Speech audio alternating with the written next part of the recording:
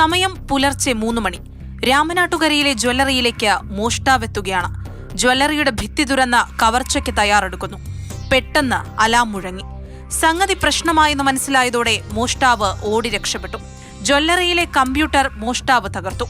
Security ജീവനക്കാരൻ ഉണ്ടായിരുന്നുവെങ്കിലും മോഷ്ടാവ് പിൻഭാഗത്തുകൂടി കയറിയത് ജീവനക്കാരന്റെ ശ്രദ്ധയിൽപ്പെട്ടിരുന്നില്ല. ഫറോക്ക് പോലീസും ഡോഗ് സ്ക്വാഡും വിരലടയാള വിദഗ്ധരും ജ്വല്ലറിയിലെത്തി പരിശോധനകൾ നടത്തി. അതിനിടെ പ്രതിയെന്ന് സംശയിക്കുന്നയാളുടെ CCTV ദൃശ്യങ്ങൾ പോലീസിന് ലഭിച്ചു.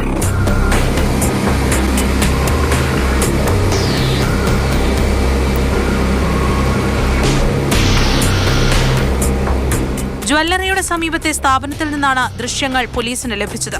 ഇത് കേന്ദ്രീകരിച്ചാണ് അന്വേഷണം. കഴിഞ്ഞ ദിവസം പേരാമ്പ്രയിലെ സ്വർണ്ണക്കടയിൽ വൻ മോഷണം നടന്നിരുന്നു. ഈ മോഷണത്തിന് പിന്നിലും ഇതേ പ്രതിയെന്ന് സംശയിക്കുന്നതായി പോലീസ് അറിയിച്ചു. 31 പവനോളം സ്വർണവും 5 കിലോഗ്രാം വെള്ളിയുമാണ് അന്ന് അവിടെ നിന്ന് മോഷണം പോയത്. സ്വർണ്ണക്കടയുടെ പിറകിലെ ഭിത്തി തുറന്നായിരുന്നു ഇവിടെയും മോഷണം. ഇതാണ് 2 പ്രതികളും ഒരാളാണെന്ന് സംശയിക്കാനുള്ള കാരണവും. വിശദാന്വേഷണം നടത്തുകയാണ് ഫറോക്ക് പോലീസ്.